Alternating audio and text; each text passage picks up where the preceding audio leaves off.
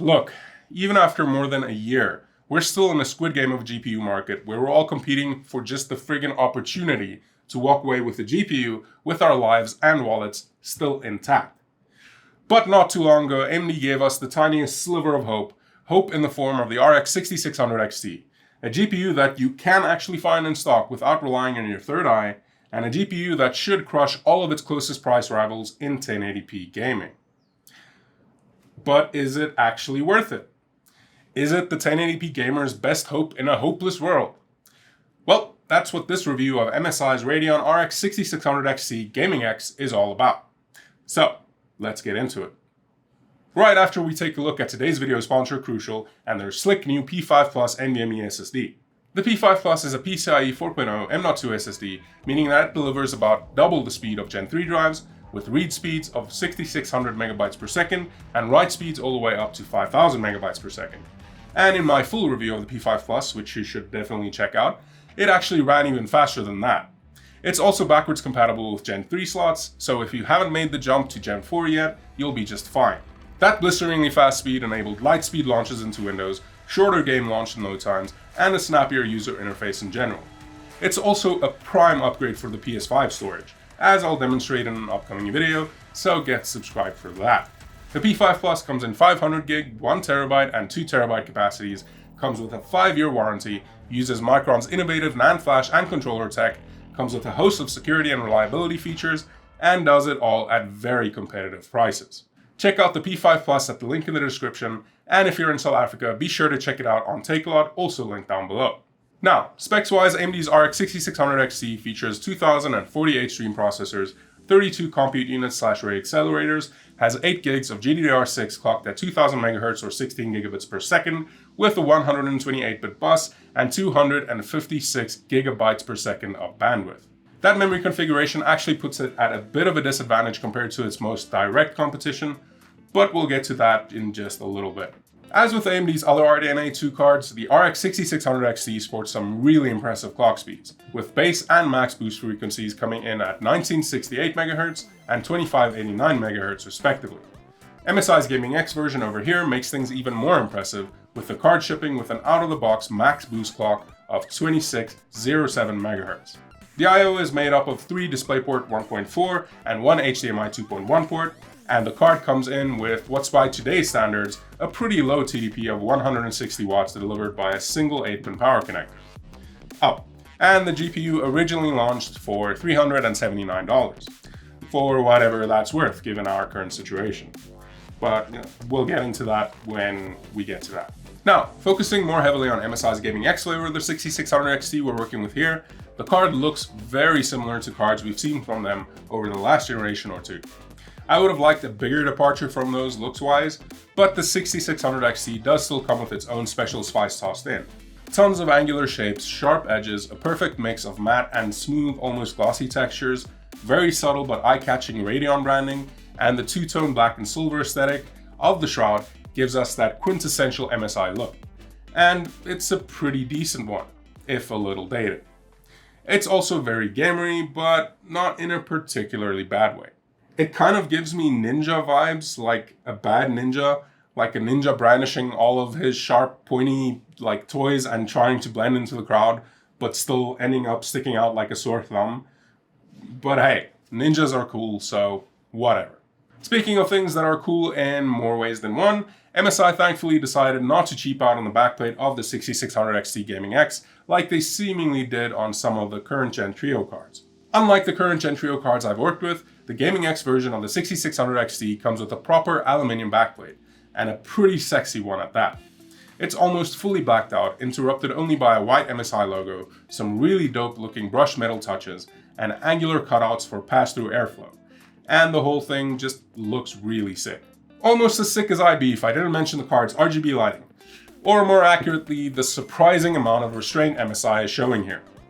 Just like me, MSI has seemingly fully embraced our Lord and Savior RGB over the last couple of years, so the fact that the only RGB to be found on the card comes in the form of a single lighting zone for the MSI branding on the side is a little surprising. While said lighting zone looks great, can be customized with a bunch of different effects using the Mystic Light software, and is perfectly diffused, it's a little too minimal for my taste and a bit lackluster. I personally have an all or nothing preference when it comes to RGB lighting, where you either go full send it, like MSI did with their gorgeous Supreme cards, or you sit it out entirely. Neither of which MSI did here. That being said, not everyone's as into RGB as I am, and there is an argument to be made for a more subtle approach to RGB lighting, and at the very least, I wouldn't feel too bad about abandoning the card in a dark case with no glass side panels. If you did want to abandon the card somewhere to fend for itself for whatever reason, I wouldn't feel too worried about it. The card is definitely built to last, and it feels like it. The aluminium backplate feels phenomenal to the touch, super durable, and adds a ton to the card's overall sense of quality. A sense you might not get judging purely by the weight of the card, which only comes in at 886 grams. Quite a lot lighter than many of the other cards I've worked with for this generation. But being lightweight doesn't always mean poor build quality or anything like that. That's just my caveman brain at work. Thing is light, so thing is bad and all of that. But that's definitely not the case here. Even though my caveman brain does prefer something beefier in my hands, the card still feels remarkably sturdy with no signs of flexing in the shroud while handling it, even though it's predominantly plastic. The size of the card plays a pretty big role in explaining both the weight and build quality here. While the card is plenty thick at about 3 slots or so, it's a pretty compact boy, at least compared to some of the higher end cards we've seen so far. It's only about 28 centimeters long and 13 centimeters wide, which makes it perfect for smaller builds. Oh, and just because it is a nice value add, MSI also equipped the card with an anti-bending bracket, though considering how lightweight the card is, it's up in the air whether the bracket is actually accomplishing anything. What the card should almost definitely accomplish is keeping the GPU nice and cool. The card features the same redesigned Torx 4.0 fans we've seen on MSI's other current gen cards, a dense, robust heatsink running the full length and thickness of the card, and 4 heat pipes that make direct contact with the GPU itself. All while the other important bits like the memory modules and VRMs get the thermal pad treatment. Even though MSI doesn't specifically mention it as a cooling feature, the cutouts on the card's backplate allows for quite a bit of air to pass right through, and that probably helps a bit too. But all that is just talk until we actually put this thing to work. And by work, I mean, let's just benchmark this thing already. First though, a bit of a full disclosure. If you've watched my review on it, you'll know that I recently upgraded my Ryzen 3800XC to a 5800X, so while the 6600XC and the 3070 were benchmarked with the 5800X, the rest of the stack were tested with the 3800XT. So, if some of the numbers look a little wonky, that's probably why. CPUs aside, the rest of the test bench remains exactly the same throughout, including MSI's MPG X570 Gaming Pro Carbon motherboard, the MAG Core Liquid 360R AIO, 32 gigs of Crucial's Ballistics RGB running at 3600 MHz CL16, Crucial's P5 as our main drive, and Antec's 750W EAG Pro handling our power needs. Now, since the majority of the 6600XT's marketing has been about its 1080p prowess, let's kick things off there, shall we? And first up is a synthetic benchmark in the form of Unigen superposition, where we see MSI's RX 6600XT fall almost squarely between NVIDIA's RTX 3060 and 3060 Ti, which is probably exactly where AMD was aiming for the card. Moving on to real-world benchmarks, meaning games you can actually play, we start to see a bit of a trend appearing, with the 6600XT holding more or less firmly onto its position between NVIDIA's 3060 brothers. It's safe to say that the card, touted as epic for 1080p gaming, lives up to that hype really well. Exceptionally well even, beating out the RTX 3060 in all but one of the games tested, and coming in with an almost 15% win in the battle overall. I mean, hell, it even managed to pass the more powerful 3060 Ti in 1 or 2 games. Obviously, some of that does come down to the better CPU used during testing, and certain games being much better optimized for AMD's hardware rather than NVIDIA's, but it's still an impressive showing all the same. Something that changes quite a bit when we jump to 1440p, where things get a little wacky. The card still performs really well at this resolution, especially considering the high graphical settings we were using, and again managed to beat out the 3060 Ti in 3 of the games tested, but when it comes to the rest of the titles, the 6600XT actually loses a lot of ground in the battle with the 3060, with NVIDIA's card taking the win in 5 out of the 10 games I benchmarked. The 6600XT is still about 6% faster overall, but even so, this is super interesting stuff. What I think we might be seeing here is that even though the 6600XT and RTX 3060 are equipped with GDDR6 memory, the 3060 has a lot more of it, and a lot more bandwidth, and a wider bus to work with, even though the 6600XC's memory is clocked a little bit higher. All of which is beneficial when we're dealing with higher resolutions like this. And on the topic of higher resolutions, even though I benchmarked the card at 4K, the results just aren't all that interesting. Neither the 6600XC nor 3060 were built for gaming at this resolution, and it definitely shows. That's not to say that they can't handle this resolution, just that in order to get a stable FPS of more than 60 would require dropping quality settings way down, and at that point it just wouldn't be worth it. Okay, so now it's time to address the perfectly lit elephant in the room. What about ray tracing? Well, even though I knew already how it would turn out, I also ran some RT benchmarks on the card, and it's a big oof, friends. Even though AMD does finally have the hardware to enter the RT ring with Nvidia, it's still in its infancy compared to Nvidia, which has a major head start.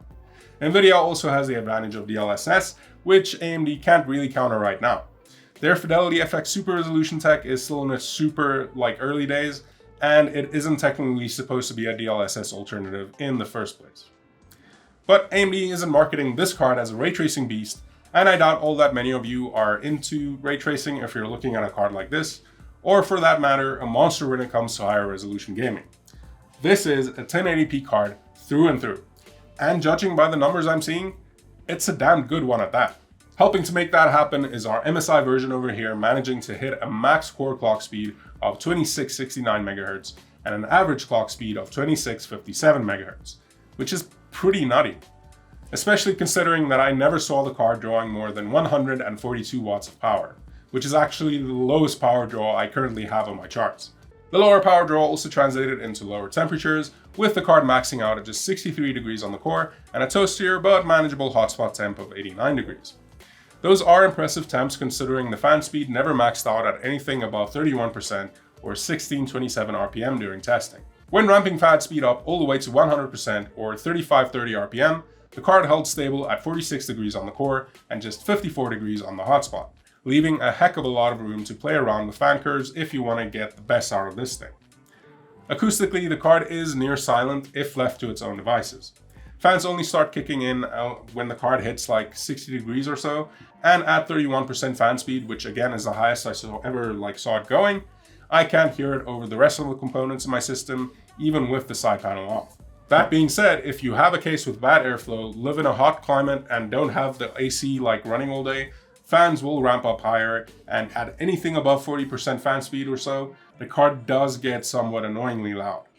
At 100%, it's basically not too far off from a hairdryer, though at least there was no perceptible coil whine that I could make out. So, now that we've gone over most of the facts and numbers, it's probably about time we talk about whether this thing is actually worth buying. And as with most graphics cards right now, it's an extremely difficult question to answer. Sort of. If we're going by MSRP or the prices these things should be selling for, AMD dropped the 6600XC in a very interesting position. The RX 6600XC originally launched for $379, which is $50 more than the RTX 3060.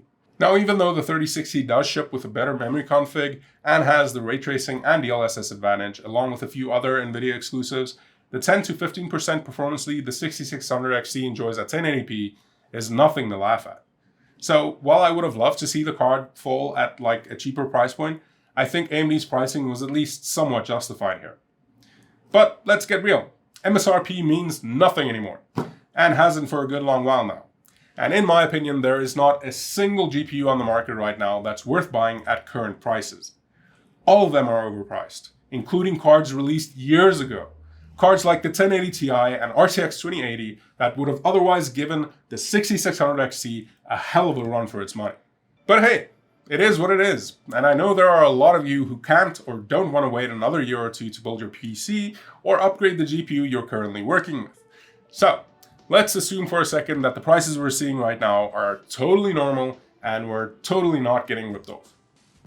At the time of filming, the lowest price I could find online for the MSI RX 6600XC Gaming X was about $730, or 12,000 Rand here in South Africa, while the Gaming X Trio version of the RTX 3060 comes out to about $780, or 13,000 Rand. Clearly, the pricing tables have turned, and the 6600XC, which I already considered more or less worth it when it was more expensive than the 3060, is a hell of a lot more so now that it's cheaper by a decent margin. Again, in an alternate reality where graphics cards selling for about double the price they should be isn't a total ripoff. If you absolutely have to grab a new GPU right now, plan to stick with 1080p for a while, or can find a great deal on it during the upcoming holiday season, then the 6600 XT, or more specifically the Gaming X version over here, is definitely one to keep an eye on. Just like you should keep an eye on Crucial and their P5 Plus SSD. It's a speedy and reliable boy. And remember to grab the P5 Plus, the 6600 XT Gaming X, or any of your other tech gear at Takealot if you're in South Africa. So yeah, thanks to everyone who's still watching this far into the video, and I'm not saying I love you, but I definitely don't not love you.